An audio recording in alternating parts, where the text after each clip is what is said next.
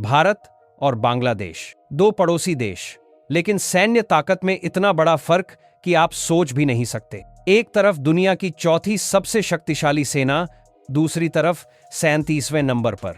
लेकिन इस कहानी में एक ट्विस्ट है जो आपको हैरान कर देगा।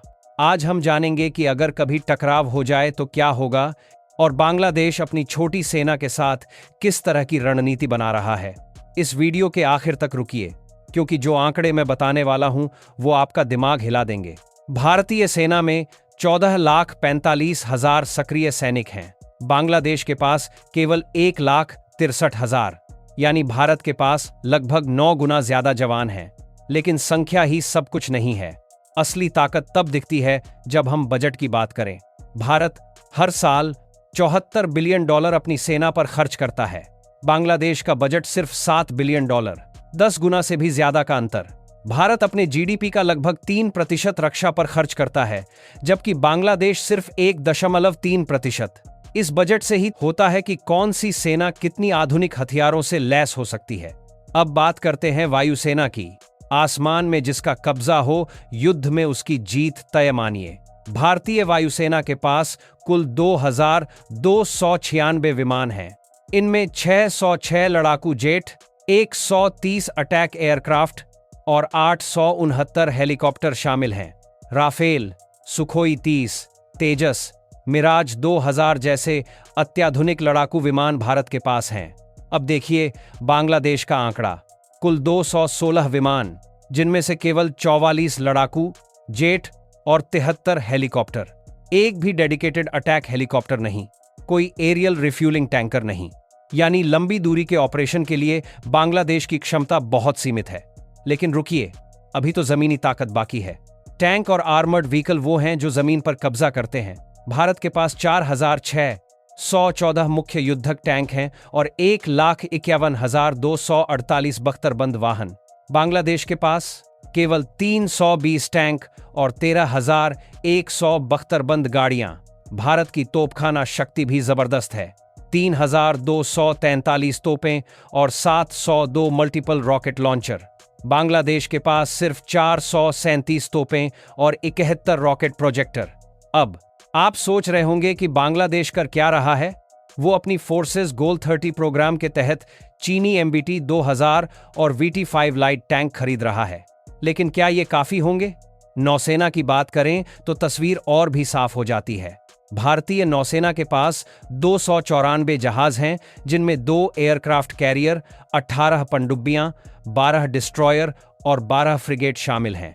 बांग्लादेश 117 जहाज, लेकिन सिर्फ 2 पनडुब्बियां, 7 फ्रिगेट और 6 कॉर्वेट। भारत के पास परमाणु ऊर्जा से चलने वाली पनडुब्बियां हैं जो महीनों तक पानी के अंदर रह सकती हैं।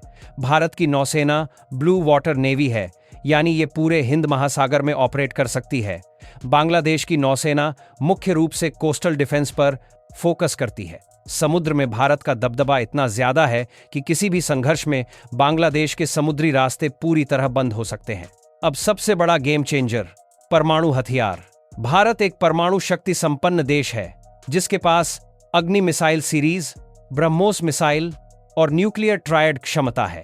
न्यूक्लियर ट्रायड का मतलब है कि भारत जमीन से, हवा से और समुद्र से परमाणु हमला कर सकता है। भारत की नो फर्स्ट यूज पॉलिसी है, लेकिन अगर कोई पहले हमला करे तो जवाब बेहद कठोर होगा। बांग्लादेश के पास कोई परमाणु हथियार नहीं है। ये अंतर इतना बड़ा है कि पूरे युद्ध की दिशा बदल सकता है।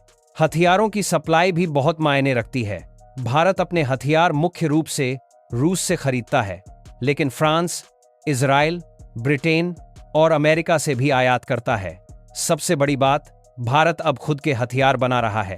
Tejas fighter jet, Arjun tank, BrahMos missile, INSAS rifle, ये सब स्वदेशी हैं। आत्मनिर्भरता भारत की ताकत बढ़ा रही है। बांग्लादेश अपने हथियार मुख्य रूप से चीन और रूस से खरीदता है। चीन उसका सबसे बड़ा हथियार सप्लायर है, लेकिन ये निर्भरता एक कमजोरी भी है। अगर चीन सप्लाई रोक दे तो बांग्लादेश की सेना को भारी नुकसान हो सकता है। ग्लोबल फायर पावर इंडेक्स के मुताबिक भारत की पावर इंडेक्स स्कोर 0.1023 है, जबकि बांग्लादेश का स्कोर 0.5419। जितना कम स्कोर उतनी ज्यादा ताकत। भारत चौथे नंबर पर है तो बांग्लादेश 37वें पर। ये अंतर सिर्फ कागजों पर नहीं बल्कि असली युद्ध की स्थिति में बहुत मायने रखता है। ये रैंकिंग 50 से ज्यादा फैक्टर्स को ध्यान में रखकर बनाई जाती है। इसमें सैनिकों की संख्या, हथियारों की गुणवत्ता, टेक्नोलॉजी, लॉजिस्टिक्स, भौगोलिक स्थिति, प्राकृतिक संसाधन और आर्थिक ताकत सब शामिल है। भारत इन सभी मापदंडों पर बांग्लादेश से बहुत आगे है, लेकिन बांग्लादेश चुपचाप बैठा नहीं है। वो लगातार अपनी सेना को मजबूत कर रहा है। फोर्सेस गोल 2030 प्रोग्राम के तहत वो नए चीनी MBT 2000 टैंक ला रहा है, VT5 लाइट टैंक खरीद रहा है और अपनी नौसेना में नई पनडुब्बियां जोड़ रहा है। चीन से हथियारों की खरीद भी तेज हुई है।